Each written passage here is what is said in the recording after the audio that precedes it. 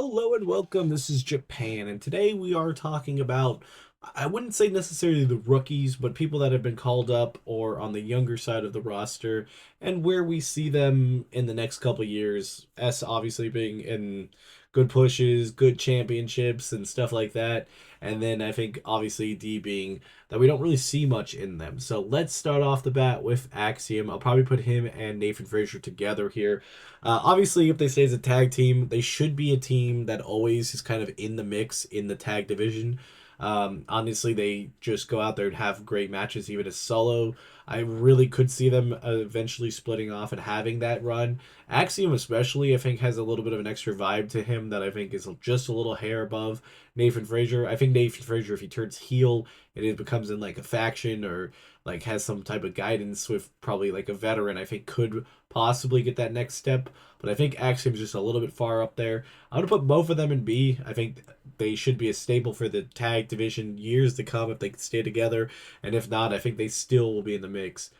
Carmelo, honestly, if I was doing this tier list last year at this point, I probably would have him much lower. But he finally has got to show what finally got to show what he can do, and he's been doing great with that U.S. title. I think he's been working really well with the promos, and everything else has been coming together on that roster. I think I would honestly put him in a solid A right now, and I continue to see him grow, especially with this title run, which hopefully will last until WrestleMania, if not a little bit longer after that, so we can really see what he has. Braun Breaker has everything except for being hurt right now. I think he would have had a very big prime spot on the WrestleMania card if it wasn't against Seth Rollins, but something to do with the vision, or even being in Chamber and possibly winning it to face Drew McIntyre. Anything could possibly have been a possibility, but that injury really messed all of that up. I'm gonna put him up in S tier. I think when he comes back, he automatically will have that edge to him and that step above everybody else. Next up is Dragunov. I think you'd also probably put him in A. Coming back and winning the U.S. Championship off of Sami Zayn was shocking, but very well deserved. He did great with the open challenges after that, and then dropping the belt to Carmelo Hayes has been great, and he's been feuding with him still, and feuding with some of the other heels. If he turns heel on Carmelo, it'd be great. If he doesn't, and they continue to be friends, possibly a triple threat with like Trick Williams at WrestleMania could be where they want to go, or maybe he'll get the title back and have some more open challenges where he could fight some of the newer people like Obafemi and Javon Evans, stuff like that will absolutely cook. So I'm gonna put him up in A. Sol Ruka, I'm gonna have to put a little lower just because she isn't on the main roster. I think she has the potential to really be up there. I think her and Javon Evans will have similar careers. They're so great in the ring that the only thing that's going to stop them is injuries. If they can stay healthy and they can stay at that top tier that they've always been at, they're going to have great, amazing careers. I'm going to put both of them in B. I think that's kind of where it is for both of them. I think Soul's a little bit lower just because she's still on NXT, so we don't know where her growth or where she's going to be at, but I think she's destined to do something great. I think she really should take the title off of Jace at I think it might be a Vengeance Day. I'm not sure if they're building that match before that, but I wouldn't be surprised if it's a Vengeance Day's match. I think she should win it and go into Stand and Deliver facing Zarya or somebody else, and just kind of having a good title run and seeing what she can do with that main belt. And I think that will put her to the next level. When we talk about Javon Evans, again, just great, amazing worker. He has the sky, it's the limit. It's just I really feel like you have to worry about that injury. He can at any point just get injured from all those crazy feints he does, and it's unfortunate. But he is pretty young, so we still have a long time that hopefully we can get some opportunities there. Austin Theory, I think, unfortunately, was on his last chance with this vision, and now that everybody's pretty much shelved, I think it's kind of unfortunate for him. So I'm gonna have to put it down in C. I don't think he's completely cooked. I think he'll still have some, some minor stuff, but it's gonna be very hard to scavenge this whole entire, person because there's just nothing left that they can do for him. Next up is James, kind of relative to a manager role. Surprised that she made it to the Elimination Chamber, but I mean, it gives her an opportunity. She's not bad of a wrestler. I just think that the putting her as a manager was a surprise decision to do. I'll put her in C. I think we haven't really got to see what she can do, but I think that she could possibly, sneakily get in there and have an opportunity. It's just they gotta pull the right time and pull the trigger on her at some point to see if she can.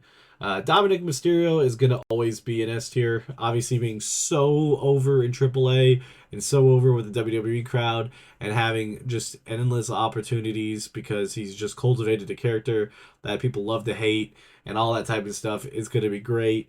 And even if he turns heel, people will still like, or turn face. I think people will still like him because he's kind of has that like lovable goof type thing. So I think years to come, he's going to be a champion and he's going to have an amazing career. Dragon Lee's a person that I feel like his opportunities haven't always been there, but he's really competent in the ring.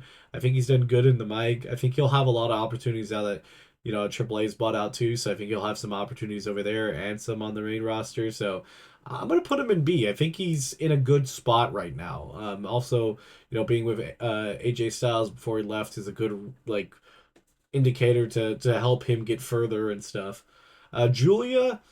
I'm a little 50-50. Julia is probably one of my favorite wrestlers. The only issue I have with her in WWE is like I feel like they have a limit on her. I don't feel like they want her to succeed in a like area that like Io Sky or Asuka's ever succeeded in, and that kind of concerns me that we haven't seen that. Like even in just recent weeks, she just hasn't really been booked really strong as a champion. She really doesn't get many defenses, and I feel like all of that puts a red flag. I'll put it still in B because she's had a great run so far, and I think she always will be in the mix to do something, but I don't think she's gonna get as many opportunities as some of these other people.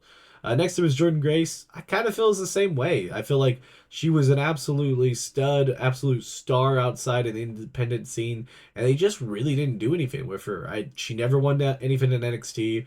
Now that she's on the main roster, she feuded with Jade Cargill a little bit. She really didn't get a good showing in that, and I don't really know what they do next. I mean, the obvious choice would be have her go after Julia for the U.S. title, and possibly that's where they're gonna go with it. But it doesn't seem like they're really wanting knowing what to do with her. I'm gonna put her in C. I think she might be one of those people that just is not good for the WWE system. I think if she even left currently right now, I think she would be booked as a megastar anywhere else. Next up is Lash Legend. She's confusing to me because they felt like they were giving her the absolute keys to the kingdom, and I was completely ready to ride that train to the end of the line to see what she was going to do. But then it felt like putting her with Nia Jax and kind of relegating her to the tag division just kind of doesn't feel like what she was destined for. She's a standalone person that like doesn't need a tag team partner because that's what they split her off of in NXT, and she was succeeding with that. So I think I'd put her in B, but it is a little bit of red flags that she's just not seeming to get those single opportunities. Maxine, I've never really been much of a fan of Maxine. This whole IC title run and everything after this with the feud with Natalia is just not really anything that I even care about. I'm gonna put it down in D. Roxanne Perez, I think, is in that prime position, to have at any moment just kind of be thrusted into something big. I really hope that she gets an IC title run in this 2006, but 26, but we'll have to see. I really don't know what they're going to do with her, but I'm excited to see. I think I'd put her also in B. It's like everybody in B just has that. Next up is Stephanie. I think Stephanie's always going to be in the main event scene. She's already showed what she can, hold with her championship. I think they really just need to let her go out there and do more stuff. But she's very capable. She has that look. She has everything that you would want in a champion. So I'm gonna have to put her up in S tier. Next up is Tiffany Stratton. They've already thrown so much for her and given her so much, and I wouldn't be surprised if she keeps getting more and more opportunities. She has that look, the ability out there in the ring is good ability on the mic. I think everything that she does is main event material, so I'll have to put her up on S tier. Next up is Lyra. Her stuff with the IC title that really cooked over the summer and during like Evolution and all that, but they kind of just don't know what to do with her at the moment. So she's kind of in a weird limbo. I think I'd still put her in A. I think she has gotten a lot of opportunities doing a lot of things, but I think this WrestleMania is going to be a prime example of what to do. If she doesn't possibly win the tag team titles or is somewhere or turns on Bailey or Bailey turns on her and sets up a bigger feud, if they don't have any of that, then she might have another dud of a year and fall further down on this list. Obafemi is weird because he just got to the main roster. You know, they've been kind of delivering him as a star, but they haven't really given him any opportunities. I really felt he should have been in the chamber. He would have been a perfect person to survive in a match like that.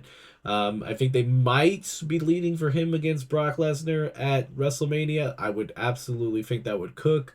So I'm gonna put him in B, but he's on the very low end just because he hasn't had any accolades yet.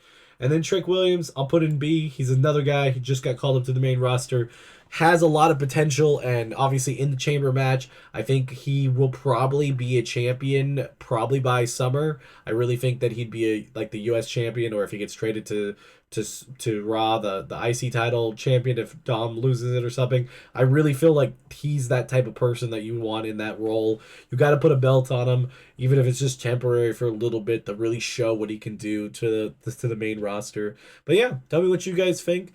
Just a little fun, cheeky list of what the prospects of these newer guys are, and I will talk to you guys next time. Bye, guys.